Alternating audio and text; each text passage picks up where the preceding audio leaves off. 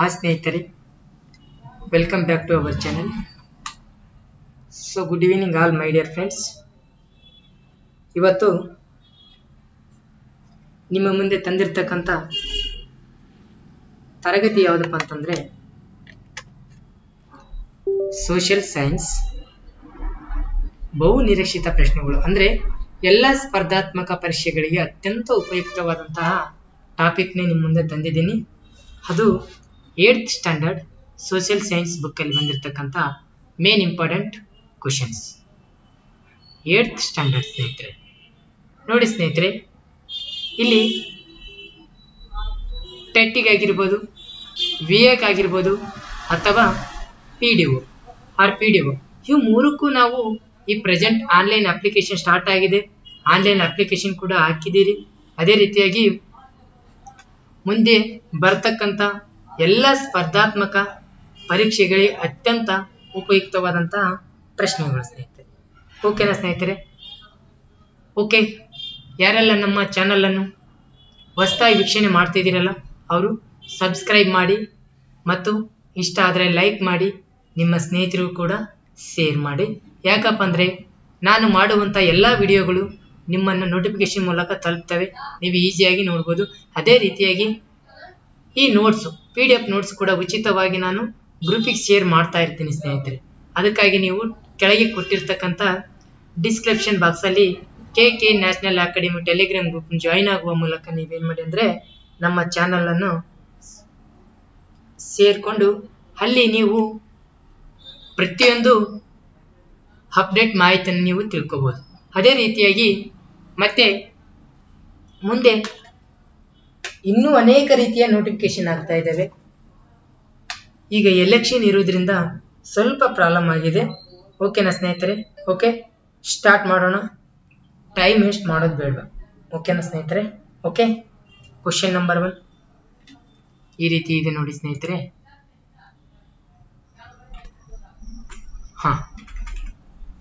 ನೋಡ್ರಿ, ಕನ್ನಡದಲ್ಲಿ ದೊರೆತಿರುವಂತಹ ಮೊದಲ ಹಲ್ಮಿಡಿ ಶಾಸನವು ಯಾರ ಆಡಳಿತದಲ್ಲಿ ರಚನೆ ಆಯಿತು ಅಥವಾ ಕೆತ್ತನೆ ಮಾಡಲಾಯಿತು ಅಂತ ಕೇಳ್ತಾ ಇದ್ದಾರೆ. ಯಾರು ಕೆತ್ತನೆ ಮಾಡಿದರು ಅಂತ ಕೇಳ್ತಾ ಇದ್ದಾರೆ. ಇಲ್ಲಿ ನೋಡಿ ಸ್ನೇಹಿತರೆ, ಇಲ್ಲಿ ಸರಿಯಾದಂತಹ ಉತ್ತರ ಕಾಕುಸ್ಥಾ ವರ್ಮ ಸ್ನೇಹಿತರೆ. ಅದೇ ರೀತಿಯಾಗಿ ಮುಂದಿನ ಕ್ವಶನ್ ಈ ರೀತಿಯಾಗಿದೆ. ಶ್ರೀ ವಿಜಯ ಎಂಬ ಕವಿಯು ಯಾರ ಆಸ್ಥಾನದಲ್ಲಿ ಇದ್ದನು? ನೋಡಿ, ಶ್ರೀ ವಿಜಯ ಎಂಬ ಕವಿಯು ಯಾರ ಆಸ್ಥಾನದಲ್ಲಿ ಇದ್ದನು ಅಂತ ಬಂದಾಗ ಇಲ್ಲಿ ಅಮೋಘ ವರ್ಷ ನೃಪತುಂಗ ಆಸ್ಥಾನದಲ್ಲಿದ್ದನು ಅಂತ ನಾವು ಹೇಳಬಹುದು. ನೋಡಿ, ಇಲ್ಲಿ ನಾನು 4 ಆಪ್ಷನ್ಸ್ ಕೊಡಬಹುದಿತ್ತು. ಕೊಡೋದ್ರಿಂದ ಟೈಮ್ ವೇಸ್ಟ್ ಆಗುತ್ತೆ ಅನ್ನೋ ಉದ್ದೇಶದಿಂದ ನೇರವಾಗಿ ನಾನು ಆನ್ಸರ್ ಮಾಡ್ತಾ ಹೋಗಿದ್ದೀನಿ ಸ್ನೇಹಿತರೆ. ಇಲ್ಲಿ ನೋಡ್ರಿ, ಕ್ವಶನ್ ನಂಬರ್ 3 ಈ ರೀತಿ ಇದೆ.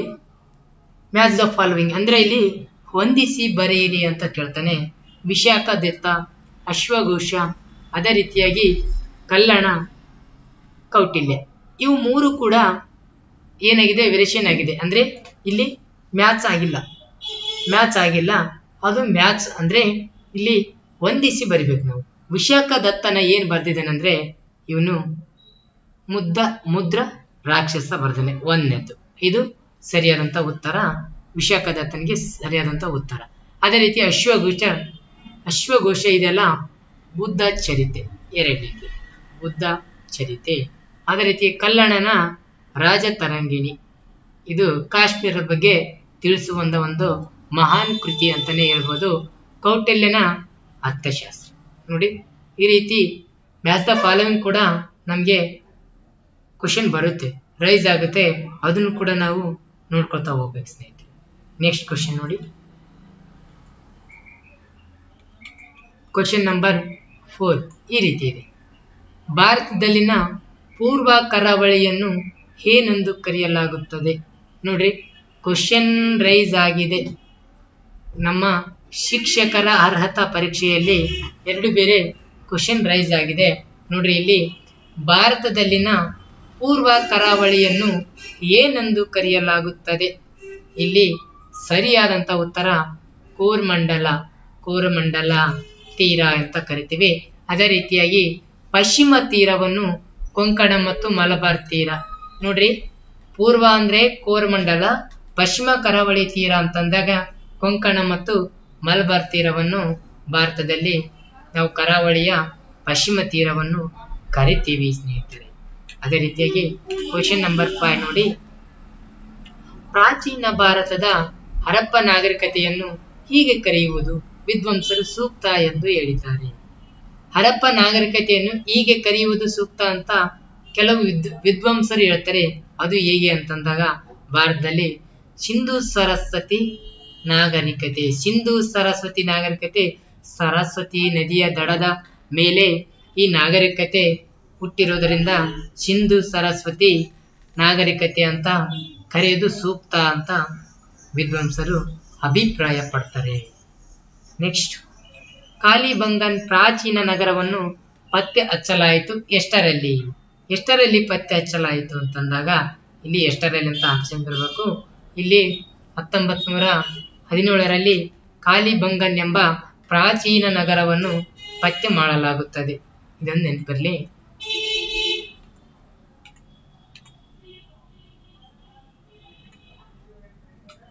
ನೆಕ್ಸ್ಟ್ ನೋಡಿ, ಪ್ರಾಚೀನ ಕಾಲದಲ್ಲಿ ಯಾವ ನಗರಗಳಲ್ಲಿ ಬೆಂಕಿಯ ಬಲೆಯನ್ನು, ಇದು ಬಲೆ ಆಗಿದೆ, ಬೆಂಕಿಯ ಒಲೆಯನ್ನು ಕಾಣಬಹುದಾಗಿದೆ? ನೋಡಿ ಸ್ನೇಹಿತರೆ, ಕ್ವಶನ್ ಯಾವ ರೀತಿ ಕೇಳಿದ್ದಾರೆ ಅಂದ್ರೆ, ಇದು KPSC ಅಲ್ಲಿ SD ಅಲ್ಲಿ ಕೂಡ ಆಗಿದೆ. ಆಲ್ರೆಡಿ 2 ಸತಿ ರೈಸ್ ಆಗಿರ್ತಕ್ಕಂಥ ಕ್ವಶನ್ ಇದಾಗಿದೆ ಸ್ನೇಹಿತರೆ. ನೋಡಿ, ಪ್ರಾಚೀನ ಕಾಲದಲ್ಲಿ ಯಾವ ನಗರದಲ್ಲಿ ಬೆಂಕಿಯ ಒಲೆಯನ್ನು ಕಾಣಬಹುದಾಗಿದೆ? ಬೆಂಕಿಯ ಒಲೆಯನ್ನು ಕಾಣಬಹುದಾಗಿದೆ ಅಂದ್ರೆ ಇಲ್ಲಿ ಸರಿಯಾದಂತ ಉತ್ತರ ಯಾವುದಂದ್ರೆ ಕಾಲಿಬಂಗನ್ ಮತ್ತು ಲೋಥಲ್. ಕಾಲಿಬಂಗನ್ ಮತ್ತು ಲೋಥಲ್ ಅನ್ನು ನಾವು ಇಲ್ಲಿ ಕಾಣಬಹುದು, ಬೆಂಕಿಯ ಒಲೆಗಳು ಕಾಣಬಹುದಾಗಿದೆ. ನೆಕ್ಸ್ಟ್, ಸಿಂಧೂ ಸರಸ್ವತಿ ನಾಗರಿಕತೆಯಲ್ಲಿ ಸಮುದ್ರ ವಾಣಿಜ್ಯದ ಒಂದು ಪ್ರಮುಖ ನಗರ ಯಾವುದು? ಸಿಂಧೂ ಸರಸ್ವತಿ ಅಂದ್ರೆ ಹರಪ್ಪ ನಾಗರಿಕತೆಯಲ್ಲಿ ಸಮುದ್ರ ವಾಣಿಜ್ಯ, ಈ ರೀತಿ ಕ್ವಶನ್ ಕೇಳಬಹುದು. ನಗರ ಅಂದು ಯಾವುದನ್ನು ಹಡಗು ಕಟ್ಟುವ ಪ್ರದೇಶ ಅಂತ ಅನ್ಬೋದು. ಸಮುದ್ರ ವಾಣಿಜ್ಯ ಒಂದು ಪ್ರಮುಖ ನಗರ ಅಂದಾಗ ಇಲ್ಲಿ ಲೋಥಲ್ ಅಂತ ಕರಿಬಹುದು, ಲೋಥಲ್ ನಗರ ಅಂತ ಕರಿಬಹುದಾಗಿದೆ.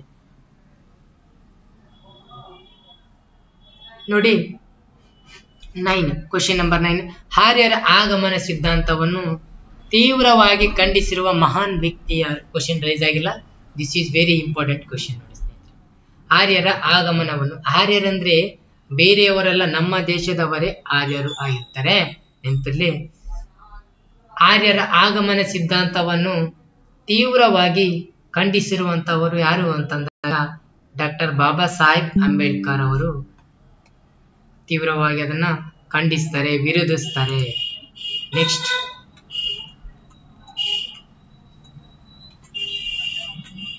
ಕ್ವಶನ್ ನಂಬರ್ 10 ಈ ರೀತಿ ಇದೆ. ಈಜಿಪ್ಟಿಯನ್ನರ ನಾಗರಿಕತೆಯಲ್ಲಿ ಹೀರೋಗ್ಲೈಫಿಕ್ಸ್ ಎಂದರೆ? ಅವರು ತಮ್ಮದೇ ಆದ ರೀತಿಯಲ್ಲಿ ಒಂದು ಬರವಣಿಗೆಯನ್ನು ಚಿತ್ರಲಿಪಿಯಲ್ಲಿ ಬರವಣಿಗೆ ಮಾಡ್ತಾ ಇದ್ರು. ಅದಕ್ಕೆ ನಾವು ಪವಿತ್ರ ಬರವಣಿಗೆ ಅಂತ ಕರಿತೀವಿ. ಎಷ್ಟೋ ಬೇರೆ ಕ್ವಶನ್ ರೈಸ್ ಆಗಿದ್ದು ನಾವು ಕಾಣ್ತೀವಿ ಸ್ನೇಹಿತರೆ, ಎಷ್ಟೋ ಬೇರೆ ಕ್ವಶನ್ ರೈಸ್ ಆಗಿದೆ.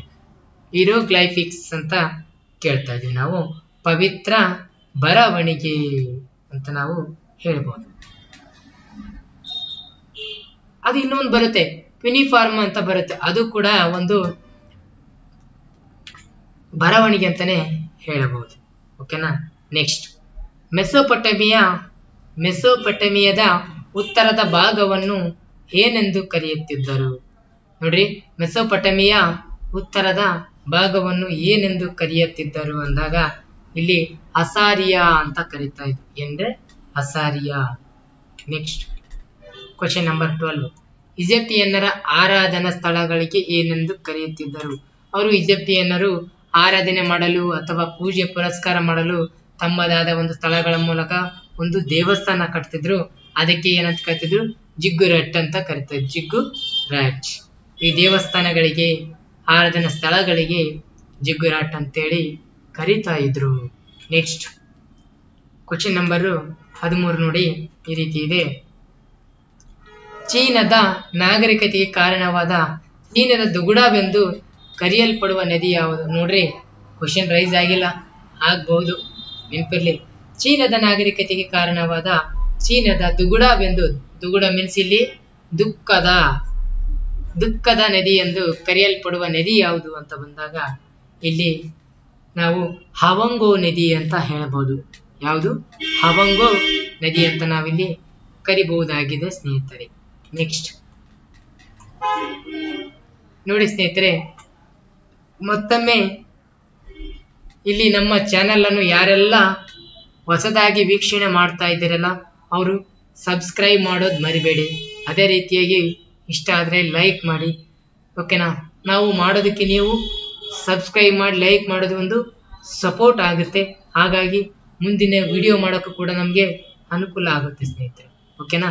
ಚೀನಾದ ಮಹಾಗೋಡೆಯನ್ನು ಕಟ್ಟಲು ಆದೇಶ ಮಾಡಿದ ಚೀನಾದ ದೊರೆ ಯಾರು? ಚೀನಾದ ದೊರೆ ಯಾರು ಅಂತಂದಾಗ ಕ್ವೀನ್ ನೋಡಿ, ಶಿಯುಯಾಂಗ್ ಟಿ. ನೋಡಿ, ಕ್ವೀನ್ ಶಿಯುಯಾಂಗ್ ಟಿ ಅಂತೇಳಿ ಇದು 7ನೇ ಶತಮಾನದಲ್ಲಿ ಪ್ರಾರಂಭವಾಗಿ ಕ್ರಿಸ್ತ ಪೂರ್ವ 7ನೇ ಶತಮಾನದಲ್ಲಿ ಸಾಮಾನ್ಯ ಶಕ ಪೂರ್ವ ಅಂತ ಕರಿತೀವಿ. ಸಾಮಾನ್ಯ ಶಕ ಪೂರ್ವ 16ರಲ್ಲಿ ಕಂಪ್ಲೀಟ್ ಆಗುತ್ತೆ, ಶತಮಾನದಲ್ಲಿ ಕಂಪ್ಲೀಟ್ ಆಗುತ್ತೆ ಅಂತ ನಾವು ಹೇಳ್ಬೋದು. ರೋಮನ್ನರಿಗೆ 2 ರಾಜಕೀಯ ಸಲಹೆ ಸಂಸ್ಥೆಗಳು ಇದ್ದವು. ಅವು ಯಾವ್ಯಾವು ಅಂದ್ರೆ ಅಸೆಂಬ್ಲಿ ಮತ್ತು ಸೆನೆಟ್. ಇವು 2 ರೋಮನ್ನರ ಸಲಹೆ ಸಂಸ್ಥೆಗಳಾಗಿರ್ತವೆ. Next question number 16. ರೋಮ್ ನಾಗರಿಕತೆಯಲ್ಲಿ ಪ್ರಿನ್ಸೆಪ್ ಎಂದರೆ ನೋಡ್ರಿ, ಪ್ರಿನ್ಸೆಪ್ ರೋಮ್ ನಾಗರಿಕತೆಯಲ್ಲಿ ಪ್ರಿನ್ಸೆಪ್ ಅಂತ ಕರಿತಾ ಇದ್ರು. ಅದು ಏನಂದ್ರೆ ಅಂತಂದಾಗ ರಾಜ್ಯದ ಮೊದಲ ನಾಗರಿಕನಿಗೆ ಪ್ರಿನ್ಸೆಪ್ ಅಂತ ಕರಿತಿದ್ರು, ಓಕೆನಾ? ಮೇ ಬಿ ರಾಜನಿಗೆ ಅಂತ ನಾವಿಲ್ಲಿ ತಿಳ್ಕೊಬಹುದು, ಓಕೆನಾ? Next question number 17. ನೋಡಿ, ಇಲ್ಲಿ 17ನೇದು ಈ ರೀತಿ ಇದೆ. ಮಾಯಾ, ಆಸ್ಟೆಕ್, ಇಂಕಾ ಇವುಗಳು ಏನು ಅಂತ ಕೇಳ್ತಾರೆ. ಅಂದ್ರೆ ನೀವು ಇವುಗಳನ್ನು ಒಬ್ಬರ ನೇಮ್ ಅಂತ ಅನ್ಬೋದಾ? ನೋ, ಅವುಗಳು ಅಮೆರಿಕದ ಪ್ರಾಚೀನ ನಾಗರಿಕತೆಗಳು. ಇವುಗಳು ಅಮೆರಿಕದ ಪ್ರಾಚೀನ ನಾಗರಿಕತೆಗಳು ಅಂತ ನಾವು ಹೇಳ್ಬೋದು. ಅವ್ರು ಕ್ವಶನ್ ರೈಸ್ ಮಾಡ್ಬೋದು. ಮಾಯಾ ಮತ್ತು ಆಸ್ಟೆಕ್, ಇಂಕಾ ಇವು ಏನು ಅಂತ ಕೇಳ್ತಾರೆ. ಒಂದು ವೇಳೆ ಸಡನ್ಲಿ ನಮಗೆ ಬರುತ್ತೆ ನದಿಗಳ ಹೆಸರಾಗಿರ್ಬೋದು ಅಥವಾ ಅಲ್ಲಿನ ರಾಜರ ಹೆಸರಾಗಿರ್ಬೋದು ಅಂತೀವಿ. ಆದರೆ ಅವು ಅಲ್ಲ, ಅಮೆರಿಕದ ಪ್ರಾಚೀನ ನಾಗರಿಕತೆಗಳು ಅಂತ ನಾವಿಲ್ಲಿ ಹೇಳ್ಬೋದು. Question number 18. ಯಜ್ಞ ಆಚರಣೆಯ ಕ್ರಮಗಳನ್ನು ತಿಳಿಸುವ ವೇದದ ಭಾಗ ಅಂತ ಕೇಳ್ತಾರೆ. ನೋಡ್ರಿ, ಯಜ್ಞ ಆಚರಣೆಯ ಕ್ರಮಗಳನ್ನು ತಿಳಿಸುವ ವೇದದ ಒಂದು ಭಾಗ ಯಾವುದು ಅಂತ ಕೇಳ್ತಾರೆ. ಅಂದಾಗ ಇಲ್ಲಿ ಸರಿಯಾದಂತ ಉತ್ತರ ಅಂದ್ರೆ ಬ್ರಾಹ್ಮಣ ಅಂತ ಕರೀಬಹುದು.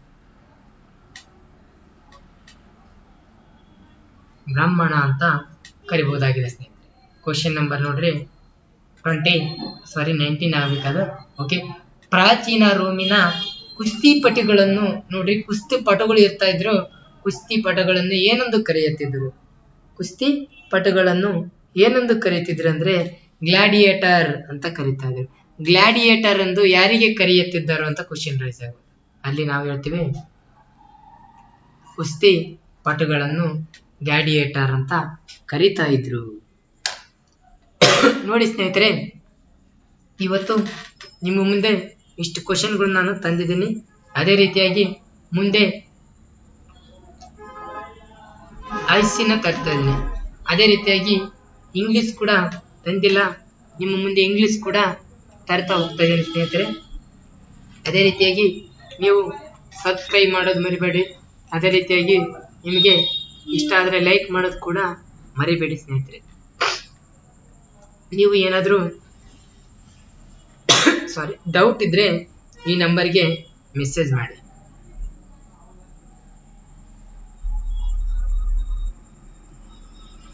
ನೋಟ್ಸ್ ಬೇಕಾದರೂ ಕೂಡ ಮಾಡಿ. ಅದೇ ರೀತಿಯಾಗಿ ನಾನು ನೋಟ್ಸ್ ಕೂಡ ಶೇರ್ ಮಾಡಿರ್ತೀನಿ. KK national academy Telegram group ನೀವು ಜಾಯಿನ್ ಆಗುವ ಮೂಲಕ ಅಲ್ಲಿ ನೋಟ್ಸ್ಗಳನ್ನು ಪಡ್ಕೋಬಹುದಾಗಿದೆ ಸ್ನೇಹಿತರೆ. ಓಕೆ ಸ್ನೇಹಿತರೆ, ಮತ್ತೆ ಕೆಲವರು ಏನು ಹೇಳ್ತಾ ಇದ್ದಾರೆ, ಸ್ವಲ್ಪ ಸಿಲೆಬಸ್ ಕೂಡ ಡಿಸ್ಕಸ್ ಮಾಡಿ ಸರ್ ಅಂತ ಕಾಲು ಮೆಸೇಜ್ ಕೂಡ ಮಾಡಿದ್ರು. ನೋಡೋಣ ಸ್ನೇಹಿತರೆ, ನಾನು ಗ್ರೂಪಿಗೆ ಶೇರ್ ಮಾಡಿದ್ದೀನಿ, ಅದನ್ನ ನೋಡಿಕೊಂಡ್ರೆ ಅದ್ರೇನು ಅವಶ್ಯಕತೆ ಇಲ್ಲ ಲೆಸನ್ ಮಾಡೋದು, ಕ್ಲಾಸ್ ಮಾಡೋದು. ಯಾಕಂದ್ರೆ ಈ ಇನ್ನೊಂದು ಅದ್ರ ಬದಲಾಗಿ ಬೇರೆ ತರಗತಿ ಮಾಡಿದ್ರೆ ಎಲ್ಲರಿಗೂ ಯೂಸ್ ಆಗುತ್ತೆ ಅಂತ ಹೇಳ್ತಾ ಮುಂದಿನ ತರಗತಿ ನಾನು ಹೇಳ್ತಾ ಹೋಗ್ತೀನಿ. ಓಕೆ ಸ್ನೇಹಿತರೆ, okay, thank you for watching.